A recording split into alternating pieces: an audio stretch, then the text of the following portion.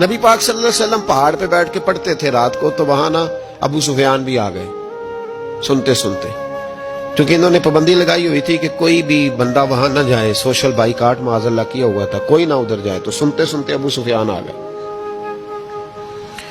کہتے ہیں حضور قرآن پاک پڑھ رہے تھے تو مجھے لطف بڑا آیا سننے کا، تو وہاں ایک قریب جھاڑی تھی، تو ابو سفیان جھاڑی میں بیٹھ گئے۔ ساری رات نبی پاک نے قرآن پاک پڑھا اور ساری رات انہوں نے سنا۔ ہمیں اتنا ذائقہ بات سن کے بھی تو آنا چاہیے نا۔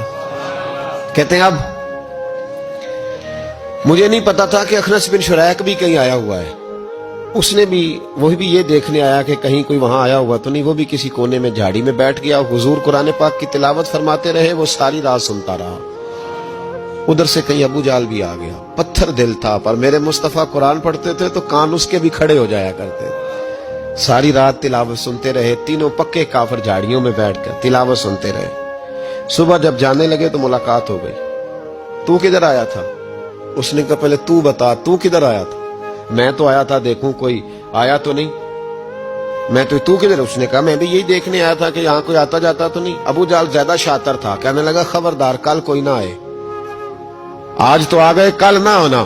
اللہ اکبر۔ لیکن جہاں دل لگا ہوتا ہے نا وہاں دل کھینچا چلا جاتا ہے، دل جہاں لگ جاتا ہے نا وہاں دل کھینچا چلا جاتا ہے۔ یہ دل کا بھی اپنا ایک معاملہ ہے نا۔ اب لگ گیا تھا قرآن پاک کی تلاوت سے۔ کہتے ہیں رات کو اپنی اپنی چارپائی پہ لیٹے، درد اگرچہ جان گزل ہے، میں کیا کروں میرا دل ہے، غمیش کا اگر نہ ہوتا تو غم روزگار ہوتا۔ اور وہ مزہ آتش نے کہا تھا، وہ مزہ دیا ہے تڑپ نے کہ میری آرزو ہے یا رب میرے دونوں پہلوؤں میں دل بے قرار ہوتا۔ تو کہتے ہیں کہ اگلی شام پھر آئی، وہی کیفیت، وہی انداز، وہی شوق۔ چارپائی پہ لیٹے پر کانوں میں وہ آواز رس گھولے، لیٹا نہ گیا، اٹھے پہنچے، لیکن آج جگہ بدل کے بیٹھ گئے تینوں۔ صبح ساری رات سنتے رہے محبوب کی تلاوت، صبح اٹھے تو پھر چوک میں ملاقات ہو گئی۔ تو کدھر آیا تھا؟ تو کدھر؟ ابھی بات ہونے۔